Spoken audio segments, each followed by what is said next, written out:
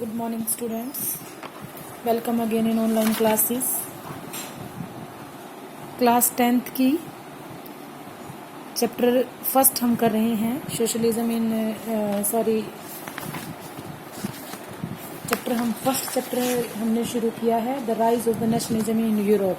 इसके नोट्स को हमने फर्स्ट और सेकंड वीडियो के थ्रू किया था, तो ये पार्ट 3 है वीडियो का, जिसके थ्रू हम third the age of the revolution 1832 1848 के कुछ पोर्शन को हम कंप्लीट करेंगे। तो लेट्स स्टार्ट द टॉपिक। इसमें the age of the revolution है 1830 से 1848 तक का। सबसे पहले इन एज को रिवोल्यूशनरी एज क्यों कहा गया है, इसके बारे में हम जानते हैं। देखो बेटा, इस टाइम पे जो लोग थे वो नेशनलिज्म की तरफ दौड़ रहे थे, और इस टाइम पे लोगों के पास कुछ भी ऐसी चीज़ नहीं थी जिसके थ्रू कि वो किसी चीज़ पे भरोसा कर सकें। तो उन लोगों ने हर चीज़ के लिए आसपास की जिस चीज़ में भी रिवोल्यूशन होता तो वो लोग उसी तरफ दौड़ना शुरू कर देते थे। जिस तरीके से फ्रांस का हमने बताया, फ्रांस में रिवोल्यूशन हुआ तो लोगों ने उसी चीज़ के बारे में सोचना शुरू कर दिया, या कहीं भी हुआ। तो इस टाइम पे हर जगह लगातार जो क्रांतियां हो रही थी, उन सब चीज़ों के कारण इसे क्रांति का युग कहा जाने लगा। 1830 से 1848 तक के युग को क्रांतियों का युग ही कहा जाने लगा था। ठीक है, हर एक जो थे इस जगह पे जो लिबरल लोग थे ना, वो अपनी पावर को बढ़ाना चाह रहे थे। ठीक है, और वो लोग किसी न किसी कारण से इटली, जर्मनी राज्य, ऑटोमन साम्राज्य, आयरलैंड का, पोलैंड का, बहुत सारे ऐसे देश थे जहाँ पे ऑटोमन एम्पायर जो थे उन्होंने अपना राज्य जमा रखा था। और अब यहाँ पे इसको उठाने के लिए, इस आंदोलन को चलाने के लिए सबसे पहले कौन लोग आए? सबसे पहले यहाँ जो लोग आए वो मिडिल क्लास के लोग आए थे। और मिडिल क्लास में भी ऐसी फैमिलीज, एलिट्स फैमिलीज जो बहुत स्ट्रॉन्ग हैं और कुछ मिडिल क्लास में उभरे हुए लोग हैं, वो लोग इसके सामने आए थे।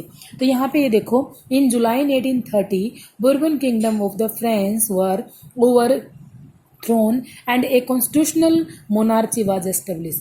यहाँ पे सबसे पहले क्रांति हुई फ्रांस में 1830 में, उसके बाद क्रांति हुई धीरे धीरे 1815 में। ठीक है, उसके बाद यहाँ पे एक ये है, यहाँ का एक ऐसा था, ये कई बार पूछी जाती है ये MCQs के लिए, कि ये किसने कहा है। व्हेन फ्रांस स्नीज, जब सबसे पहले 1830 में क्रांति हुई, when France sneezes Metternich once mark the rest of the Europe catches cold. Metternich एक नाम का एक ऐसा है लेखक जो अपने कई चीज़ें लिख देता था और उस चीज़ का बहुत प्रभाव पड़ता था सोसाइटी पे। उसने लिखा है कि जब फ्रांस छींकता है तो लगभग सारे यूरोप में सर्दी फैल जाती है। इसका मतलब हर चीज़ का शुरुआत फ्रांस से होती है। और फ्रांस ने 1830 में जब क्रांति की शुरुआत की, उससे ही बुर्बन साम्राज्य को खत्म हो गया। Belgium broke. अब फ्रांस को देख के बेल्जियम अवेयर हो गया, और बेल्जियम ने भी अपना यूनाइटेड किंगडम ऑफ नीदरलैंड, जो नीदरलैंड ने उस पर अपना साम्राज्य जमा रखा था, उसके लिए रेवोल्यूशन कर दिया। बेल्जियम भी अब फ्री हो गया। बेल्जियम को देख के कौन इंस्पायर हो गया? ग्रीस। जैसे कोई नई चीज़ अगर आप खरीद के लाते हो तो आपका दोस्त अगर देख लेता है तो वो भी इंस्पायर हो जाता है वो चीज़ खरीदने के लिए। ठीक है, इसी तरीके से फ्रांस में रिलेशन हुआ तो बेल्जियम इंस्पायर हो गया, बेल्जियम इंस्पायर हुआ तो ग्रीस इंस्पायर हो गया। और जो ग्रीक इंस्पायर होया अपने इंडिपेंडेंस लेने के लिए, तो उसने ऑटोमन एम्पायर जो 15th सेंचुरी से लगभग वहाँ स्ट्रगल चल रहा था इंडिपेंडेंस के लिए, उसने भी अपना स्ट्रगल जोर पकड़ दिया। और इन लास्ट में द ट्रेटी ऑफ कंसिस्टेंपोले ऑफ 1832 में ये स्टार्ट हो गई। ये 3 मेन चीज़ें यहाँ हैं। जुलाई 1830 में फ्रांस रिवोल्यूशन हुआ, उसके बाद बेल्जियम ने अपनी आज़ादी को पक्का किया नीदरलैंड से, और उसके बाद ग्रीस ने अपनी आज़ादी को पक्का किया। और मेन जो है 1832 में ट्रेटी ऑफ कंसिस्टेंपोले की, ये जो ट्रेटी इम्पोर्टेंट है। ऑब्जेक्टिव टाइप क्वेश्चन यहीं से आते हैं। सेकंड जो है the romantic imagination and the national feelings. अब रोमांटिक इमेजिनेशन क्या है? रोमांटिक इमेजिनेशन का मतलब है कि जिस टाइम पे कोई भी विचार आते हैं या कोई भी चेंज अगर होना शुरू होता है तो उस टाइम पे लोगों के कुछ लोग किसी चीज़ से इंस्पायर होते हैं, या तो उनके सॉन्ग ऐसे बनने, देशभक्ति का जैसे 26 जनवरी 15 अगस्त आती है, देशभक्ति की चीज़ सुनते हो तो आप नेशनल एंथम के लिए कहीं भी खड़े हो जाते हो, आपके अंदर ऐसी ऐसी भावनाएं आ जाती हैं। लेकिन ऑर्डिनरी डेज में आप शायद ऐसा ना कर रहे हो, या आप इन टाइप की चीज़ों पर ज़्यादा ध्यान ना दे रहे हो। तो ये चीज़ें जो थी रोमांटिक सॉन्ग बना दिए गए, जिसके थ्रू लोगों की ऐसी आर्ट बनाई गई, ऐसी पिक्चर्स बनाई गई जिसके थ्रू लोगों की नेशनल फीलिंग को जगाया गया। ये था रोमांटिक इमेजिनेशन। पढ़ते हैं इसको। Culture played an important role in the creating the ideas of the nation at art and poetry. Art से और पोइट्री से नेशनलिज्म को बनाने की कोशिश की गई, स्टोरीज लिखी गई, म्यूजिक की हेल्प ली गई और नेशनल फीलिंग लोगों के अंदर जगाई जाने लगी। रोमांटिक आर्टिस्ट और poet generally characterize the glorification of the reason and science. इस टाइम पे रीजन और साइंस दो चीज़ें चली हुई थी। रीजन और साइंस का मतलब क्या है कि उस टाइम पे लोग किसी चीज़ के कारण और तकनीकी की तरफ बड़ा ध्यान दे रहे थे। उन लोगों को वहाँ से बदलना शुरू करना था। उन लोगों को कहा गया कि इन चीज़ों को छोड़ो और हमारे लोक गीतों की तरफ ध्यान दो, क्योंकि हमारी भावनाएं जो हैं लोक गीतों में बसी हुई हैं। ठीक है, इन लोगों को तर्क वितर्क की दुनिया से निकालना इनका मेन रीज़न था।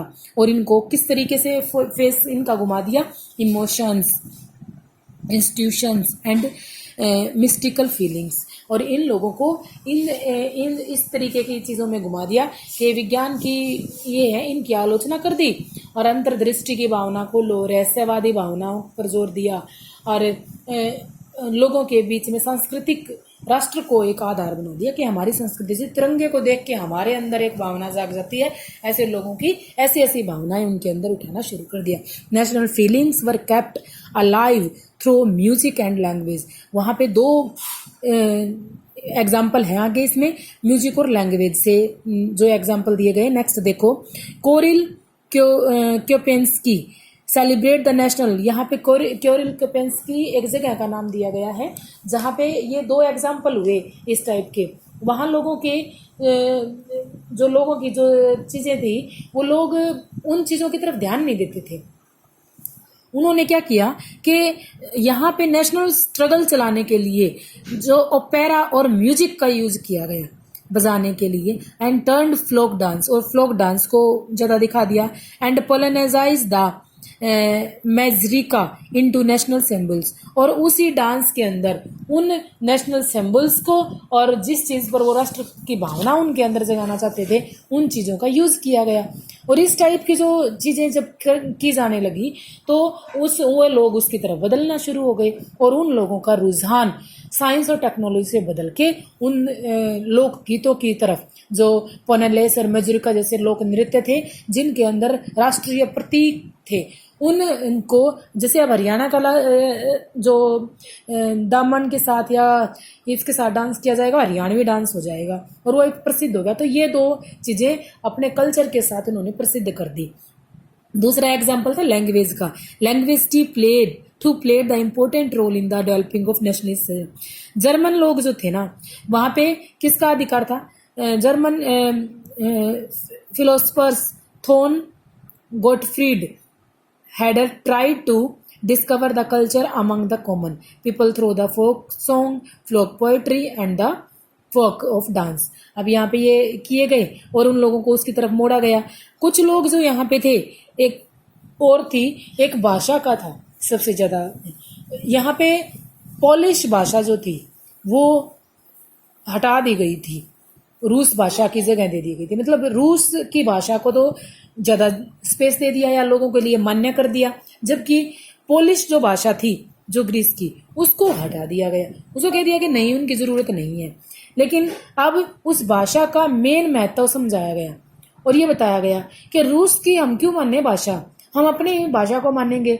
और हर स्कूल में, हर जगह पे लोगों को पोलिश, अब वो लोग पोलिश बोलना चाहते थे और एक लैंग्वेज ने अब उन जो लोग पोलिश बोलते हैं या पोलिश का यूज़ करते हैं उन लोगों को जेल में डाल देते, और जब उन लोगों को पनिशमेंट देते या जेल में डालते तो उसके विपरीत में वो लोग उनके विपरीत हो जाते या उनके एंटी खड़े हो जाते। तो इस तरीके से लैंग्वेज और म्यूजिक ने सबसे ज्यादा रोल प्ले किया। नेक्स्ट जो है hunger, hardship and the popular revolt, भूख, कठिनाइयां और जन विद्रोह। देखो 1830 में जो ईयर्स में ग्रेट इकोनॉमिक हार्डशिप जो थी यूरोप में आई, और ये जो ग्रेट हार्डशिप जो आई थी यूरोप में, इसका मेन मकसद क्या था? 19वीं सदी के प्रथम भाग में यूरोप में जनसंख्या में जबरदस्त वृद्धि होगी, जनसंख्या एकदम से पॉपुलेशन बहुत ज्यादा बढ़ गई, और उन लोगों की पॉपुलेशन बढ़ने के साथ साथ रोजगार भी अधिक होगा, नौकरी ढूंढने वालों की संख्या ज्यादा होगी, ग्रामीणों के बीच में भीड़ ज्यादा होगी, और जब भीड़ ज्यादा होने लगी तो इंग्लैंड एक छोटा सा नगर महसूस होने लगा कि कंपटीशन ज्यादा होगा। अब आप ये देखो, अगर आप लोगों ने 10th क्लास में 90% बहुत सारे बच्चों ने ले लिया, तो 90% जहां आपको एक यूनिवर्सिटी या एक जगह है जहां आपको +1 में इजीली 90% पे एडमिशन मिलता था, वो अपना क्राइटेरिया क्या बढ़ा देंगे? 95 का बढ़ा देंगे। इसी तरीके से वहां मुश्किलें बढ़ने लगी, यहाँ पे जो जॉब का क्राइटेरिया था वो बढ़ने लगा। In the most country there were more seekers of job and the employment, बहुत ज्यादा जॉब की और एम्प्लॉयमेंट की सिकनेस होगी या लोग मारे मारे घूमने लगे। Population from the rural area are migrate into the cities and leave the over crowded slums, over crowded छोटी छोटी बस्तियों में रहना मंजूर था, लेकिन गांव से निकल के शहरों की तरफ वो लोग दौड़ने लगे। The rise of the food price, चीजों के रेट बढ़ गए, and year of the bad harvesting lead to the वाइडर्स्ड pauperism in the town and country. अब यह क्या चीज, खाने की जब ये चीजें बढ़ने लगी तो एक टाइम ऐसा आ गया कि लोगों की, अब फर्स्ट टाइम पे क्या था, जब इन चीजों का मूल्य बढ़ना शुरू हो गया खाने की चीजों का। फर्स्ट वर्ल्ड वार के बाद की सिचुएशन है ये। फर्स्ट वर्ल्ड वार जैसे ही खत्म हुआ था, बहुत सारे ऐसी जगह थी, बहुत सारी ऐसी वो थी कि उन लोगों के खाने के लिए नहीं थे, क्योंकि सेना ने उन खेतों को तहस नहस कर दिया था। अब अगर खेत में जमीन नहीं रही, फसलें नहीं रही, तो वो लोग कहाँ से आएंगी? तो इस तरीके खाने पीने की व्यापक बेरोजगारी से के कारण लोग सड़कों पे उतर आए और अलग अलग तरीके से मजबूर हो गए कि अपना वो स्ट्राइक से करना शुरू कर दिया। और राष्ट्रीय सभा असेंबली, एक national assembly promised in the republic guaranteed suffrage to all the adults. अब एक 21 वर्ष से ऊपर तक के जितने भी लोग थे ना, उन लोगों को वोट देने का अधिकार, काम के अधिकार की गारंटी देना शुरू कर दिया। और ऐसे ऐसे राष्ट्र ने कुछ कारखाने बना दिए जिसमें 21 साल से बड़े जो हैं उनको काम देना ही पड़ेगा। In the 1848 the population of the Paris came out of the road, अब वो रोड पे आ गई थी, and the tourist the Louis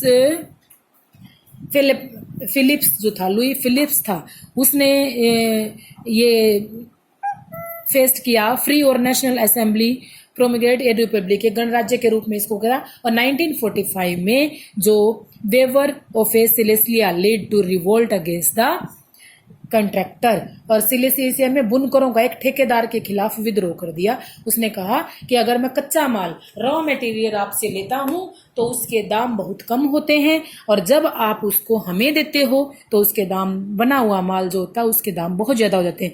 इस तरीके से 1945 में फिर ये एक रिवोल्ट शुरू हो गया, जो कि जिसमें कि सिलेसिया के बुनकरों ने ये भी रिवोल्ट किया था, कपड़े के जो बुनकर होते हैं उसमें। अब कुछ सिलेसिया के गांव की एक घटना दिखाई गई है, मैं इसको पढ़ देती हूँ।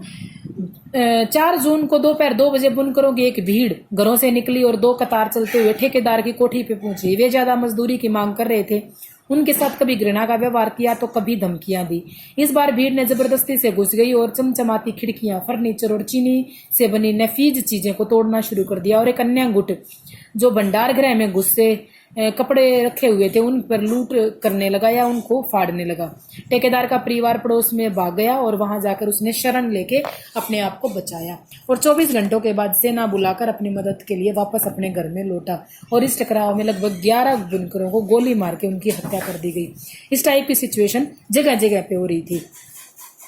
उसके बाद जो आया वो है 1948 का जो उदारवादियों की क्रांति हुई। ये हम नेक्स्ट वीडियो में करेंगे।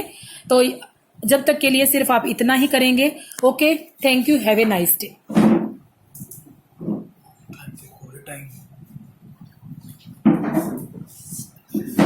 वो तो बढ़िया डाल दिया यार तेरी।